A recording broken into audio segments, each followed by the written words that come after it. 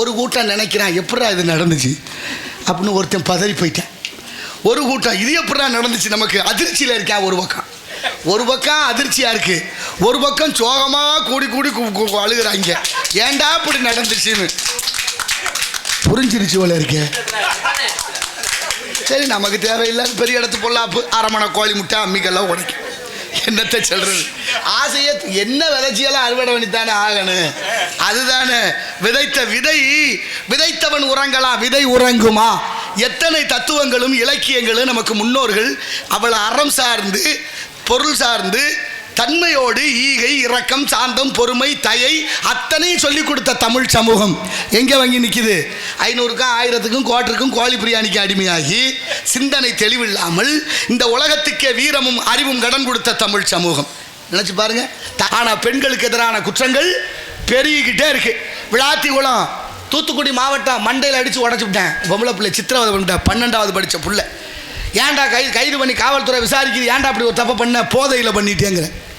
போதை பண்ணியிருந்தியா? என்னடா போதை பண்ணியிருந்தா? நான் கஞ்சா குடிச்சிருந்தேன், அதனால தான் இந்த மாதிரி பண்ணிட்டேன், மன்னிச்சிருங்க ஐயா. கண்டிப்பா கஞ்சா குடிச்சிட்டேன்னு ஒப்புதல் வாக்குமூலம் கொடுக்குறேன், கஞ்சா குடிச்சிட்டேன்னு ஒப்புதல் வாக்குமூலம் கொடுக்குறேன். நாட்டில் தலைவர்கள் போதையே இல்லை, நாடு சுத்தமாக இருக்குங்கிறாங்க. என்ன பைத்தியக்காரத்தனம், யாரு கேப்பா? சிரிச்சிட்டு கடந்து போய்கிட்டே இருக்கிறோமே. அதனுடைய விளைவு திருப்பூரில் பாருங்க, கிழவனை கொண்டு விட்டு கிளவியை தூக்கிட்டு போயிட்டாங்க. கிளவியை வச்சு என்ன பண்ணுவாங்க? நீ போய் கேட்டுட்டு வாப்பா, என்னைய போய் கேட்டுக்கிட்டு இருக்கேன். நடக்குதுங்க மதுராந்தகத்திலே ஒரு படித்த பொம்பளை பிள்ளைய குடிகார நாய்கள் 3 பேர் விடிய விடிய சித்திரவதை செய்து விட்டான். அதுல இந்த லட்சணத்தில் குடிகாரன்னு சொல்லப்படாத மானங்கட்ட பேர் வைக்கிறாங்க, மதுப்பிரியர்கள். எவ்வளவு பெரிய அயோக்கியத்தனம்! திருவண்ணாமலையிலே கோயமுத்தூரிலே நேற்று வரைக்கும் ஒவ்வொரு சித்திரவதையாக சின்ன குழந்தைகள் உள்பட கொன்று குவித்துக் கொண்டிருக்கிறார்கள் போதையிலே. தெரியுமா உங்களுக்கு? ஆக பொள்ளாச்சியில் நடந்தது போல சேலத்தில் ஒரு செய்தி கிளம்பிருச்சு.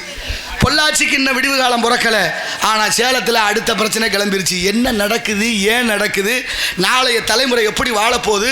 பொம்பளை பிள்ளைய பெற்றவங்க வயிற்றில் நெருப்ப கட்டிட்டு இருக்க சூழல், பக்கத்து வீட்டுக்கு அனுப்ப முடியல, பள்ளிக்கூடத்துக்கு அனுப்ப முடியல, கடைவீதிக்கு போக சொல்ல முடியல, வேலைக்கு போக சொல்ல முடியல. யாரைத்தான் நம்புவதோ பேதை நெஞ்சம் என்று பாடிய பாடல்களாக நினைவுக்கு வருது. காரணம், நம்மளை எல்லாம் இப்படி ஆக்கி வச்சது தான் காரணம். என்னத்தை சொல்ல, உண்ணுகிற உணவு, பேசுகிற வார்த்தை, உடுத்துகிற உடை, அத்தனையிலையும் ஒரு காரணம் இருக்கா இல்லையா? 10,000 ரூபாய்க்கு பட்டு வேஷ்டி கட்டி பட்டு சட்டையை போட்டுக்கிட்டு வந்து உட்காருங்கன்னா உட்காருவீங்களா? நான் எப்படி உட்காருவேன்? ஏன் உட்கார மாட்டியே? அதான் மண்ணா கிடக்குது, வேட்டி அழுக்காயிரும். கிளிய போற துணி தானே, உட்கார்ந்துட்டா என்ன வருது? உட்கார வேண்டாம்னு யாரும் சொல்லல, உட்கார கூடாதுன்னு உங்க மனசு சொல்லல. ஆனா உங்களை உட்கார விடாம தடுக்கிறது யாரு? கட்டி இருக்கிற துணி.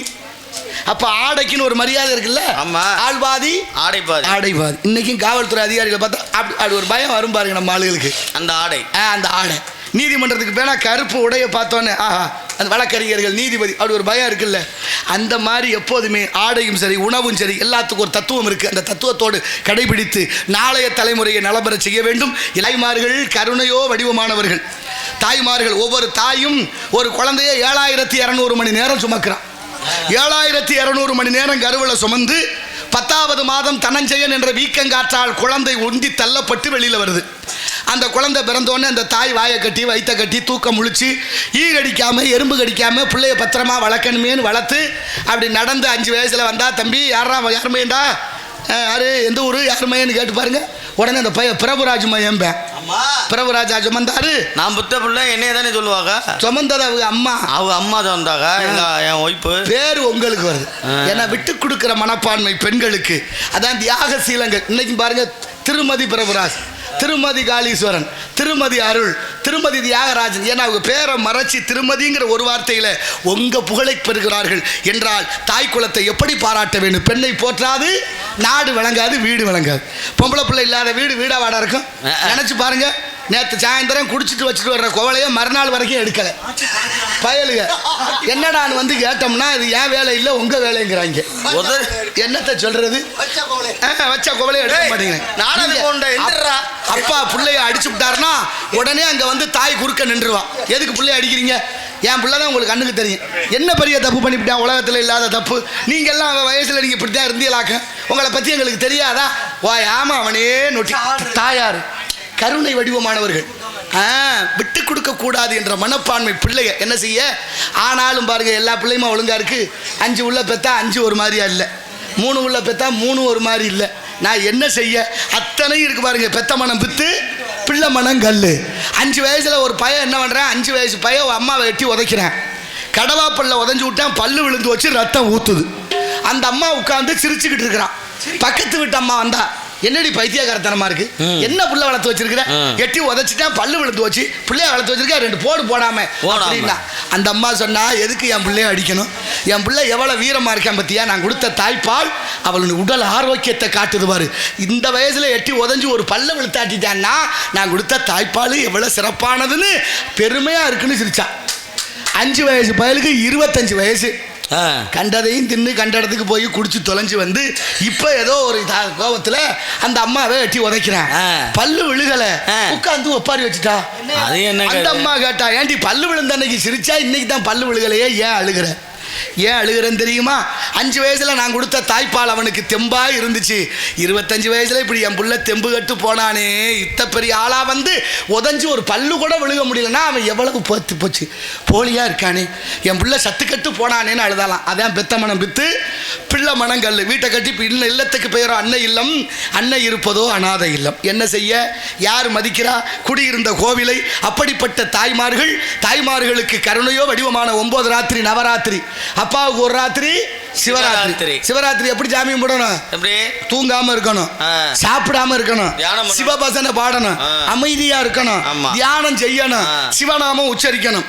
அதை விட்டு கோயம்புத்தூர்ல குத்தாட்டம் போடுறாரு ஒரு ஆளு, அந்த மாதிரி குத்தாட்டம் போடக்கூடாது. ஆனா சிவராத்திரி அமைதியா சாமி கும்பிடணும். ஆனா அடுத்து பாருங்க, நவராத்திரி பட்னியா இருக்க வேண்டாம். அம்பாள் பிள்ளைய பள்ளி போடுவாளா, தாயோட கருணை என்ன வேணாலும் கொடுப்பா. அப்படிப்பட்ட மகத்துவம் வாய்ந்த நாடு இந்த நாடு. நடந்தாய் வாழி காவேரி,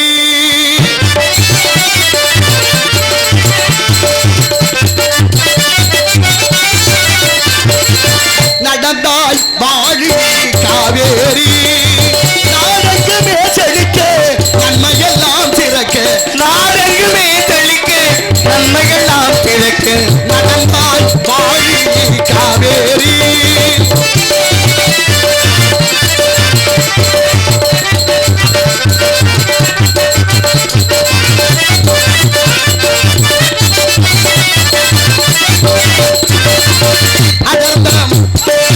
அடர்ந்த மலை தொடரில் அவதரித்தாய்,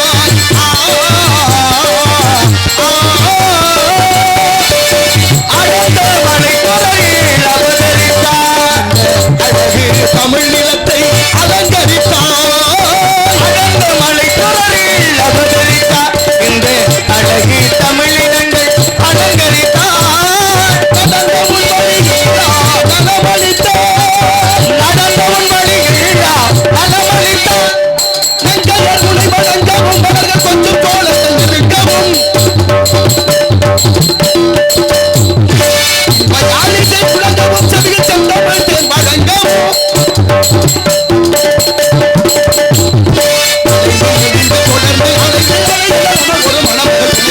நடந்தாய் வாடி காவேரி, நடந்தாய் வாடி காவேரி, நடந்தாய் வாடி காவேரி, நாடெங்குமே செழிக்க நன்மையெல்லாம் திறக்க, நடந்தாய் வாடி காவேரி.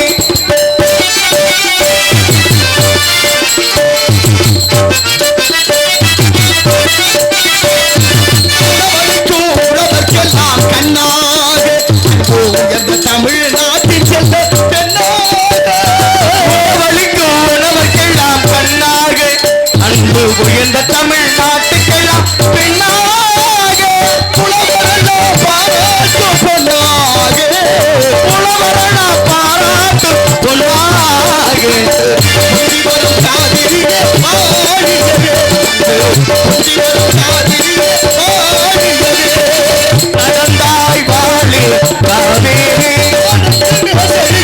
நன்மையெல்லாம் பிறக்க, நடந்தாய்